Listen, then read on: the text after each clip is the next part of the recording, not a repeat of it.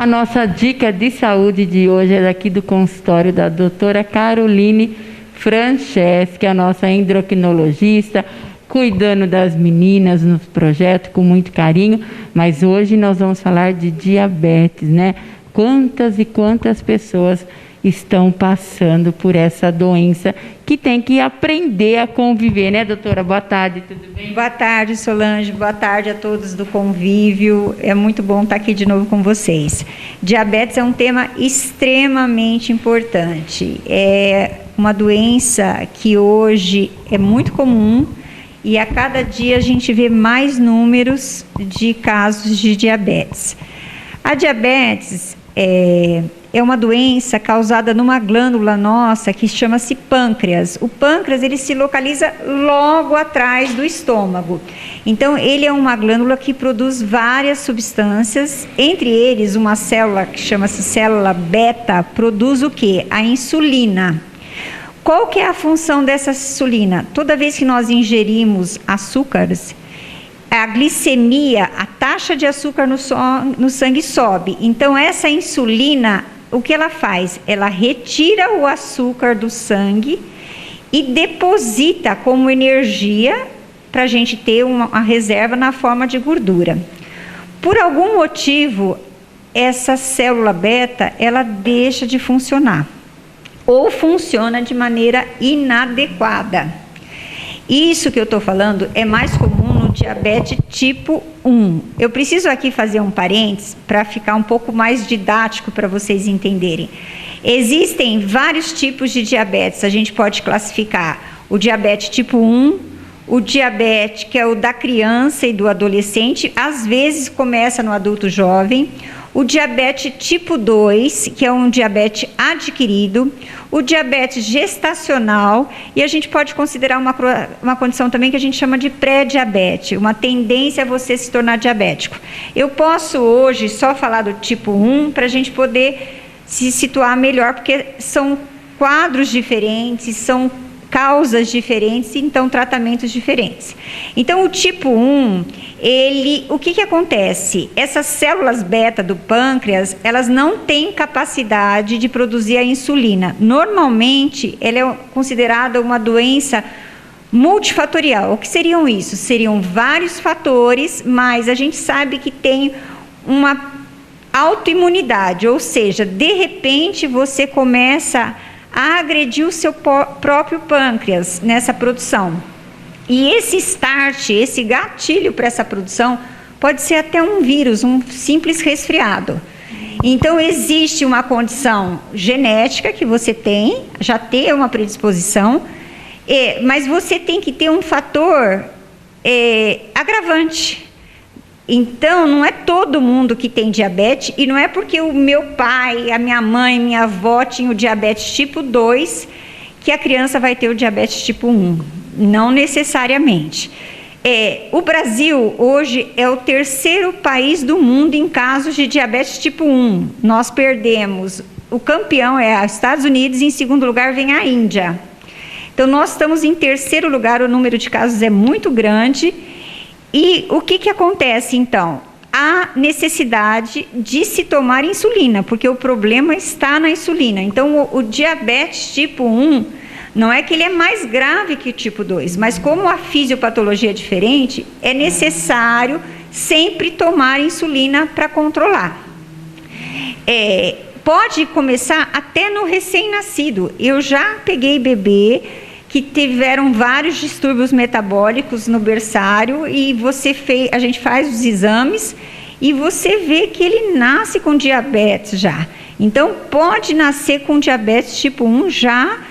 E aí, o que você tem que fazer? Nesse caso, nós tivemos um paciente que foi muito interessante aqui na Santa Casa de Jaú. Nós passamos, como ele estava no aleitamento materno, a administrar insulina para a mãe e não para o bebê. Então, o bebê ficou 6 meses com aleitamento materno exclusivo e a mãe tomando insulina. Ele ficou super bem. Depois nós fizemos uma dieta com restrição de açúcares e a criança só realmente foi precisar começar a tomar insulina por volta dos 2 anos de idade. Né, uma dúvida minha. A diabetes tipo 1, que é o que nós estamos falando hoje, ela adquire até que idade? Então, Solange, olha, a maior faixa etária de acometimento no Brasil é em torno de 5 anos, mas hoje nós temos adultos jovens na faixa etária da segunda e terceira década que iniciam com sintomas de diabetes e não é o tipo 2, é o tipo 1, uma forma tardia de diabetes tipo 1. Existe isso no adolescente? Adolescente também e adultos jovens também. Então, ela pode se manifestar até a terceira década de vida. Isso tem acontecido com bastante frequência. E nós percebemos a diferenciação entre nomenclaturas de diabetes tipo 1 e tipo 2 pela forma de tratamento. Realmente, o tipo 1 é refratário aos medicamentos hipoglicemiantes orais, que é o que a gente costuma usar no tipo 2. Então, realmente tem que ser o tratamento com a insulinoterapia. E isso daí a pessoa, o médico fica sabendo através de exames que são feitos, se é tipo 1, se é tipo 2? Isso. Na verdade, como a gente explicou que na diabetes tipo 1 é na criança, e toda a evolução, todo o quadro clínico e alguns exames subsidiários, eles nos levam a esse diagnóstico, a essa conduta em diagnosticar como tipo 1 ou tipo 2.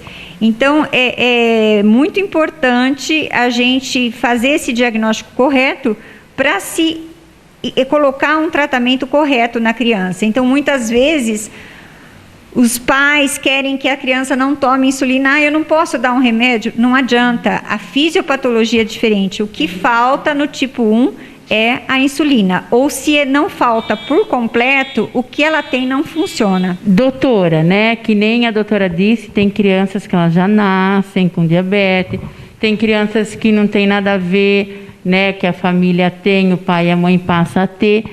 E a criança que tem, uma criança obesa, ela tem probabilidade de adquirir a diabetes? É importante a mãe estar cuidando aí da alimentação? Com certeza. A obesidade, ela é um pré-requisito para o diabetes, mas não seria para o diabetes tipo 1. Por quê? O diabetes tipo 1, como nós explicamos, e eu volto a insistir, há uma deficiência total ou parcial da insulina, independente de você ser gordo ou magro. O tipo 2, que geralmente está associado ao diabetes, à obesidade, você tem uma falta de resposta à insulina. A insulina existe, mas devido à obesidade, você tem uma resistência à insulina. Então, aí não adianta você dar a insulina que você tem. É uma falta de resposta do organismo à insulina. Então, assim, é muito importante sempre, a obesidade é considerada uma comorbidade em todas as idades. Então, não tem por que a gente deixar nossos filhos se tornarem obesos. É uma doença a mais, é uma comorbidade importante. O diabético tipo 1, como a gente já falou, o tratamento é uma tríade, são 3 coisas importantes. É a insulina, é a alimentação e é o exercício físico. Então, são 3 coisas que a gente tem que colocar na vidinha dessa criança. Porque eu falo assim, né, doutora, que a doutora sempre fala isso para mim, né, porque eu convivo com diabetes, né, se a pessoa fizer essas 3 regrinhas aí, ela vai passar a ter uma vida normal. Com certeza, é para ter uma vida normal. O que muitas vezes os pais, eles ficam muito traumatizados, é que muitas vezes você não sabe que seu filho é um diabético e a primeira vez que se faz o diagnóstico, ele tem uma infecção associada. Toda infecção, ela aumenta o nível de glicemia, de açúcar no sangue. Então, muitas vezes, é quando você pega uma infecção de garganta, uma infecção urinária, que você passa a descobrir que seu filho está diabético, porque ele descompensa. E muitas vezes a gente interna a criança pela essa descompensação diabética, o que a gente chama de cetoacidose diabética. Então, às vezes essa criança até ela vem para nós em coma. E isso assusta muito a família. E o fardo de ser diabética, os pais já acham que vai ser uma criança que vai ter restrições. Hoje em dia a gente sabe que não é nada disso. Hoje em dia eu falo, se você tratar bem o diabetes passa a ser uma condição de vida. Ele só vai se transformar numa doença se a gente não souber entender, não souber cuidar e se prevenir para as complicações que podem surgir. Doutora, como nós estamos falando assim de diabetes tipo 1, falando de criança, né? Eu queria assim que a doutora deixasse assim uma dica, como que os pais vão perceber? Eu percebi de certas coisas que aconteceram em minha casa, né? Com meu filho estava, né, com diabetes. Quais são os sintomas que os pais podem assim começar a perceber? Não, alguma coisa está aí. Tá. Então vamos lá. A criança menor, ela pode apresentar a primeira coisa, uma urina adocicada. Então, muitas vezes, se vocês verem formiga na fralda ou no vaso sanitário, fique atento.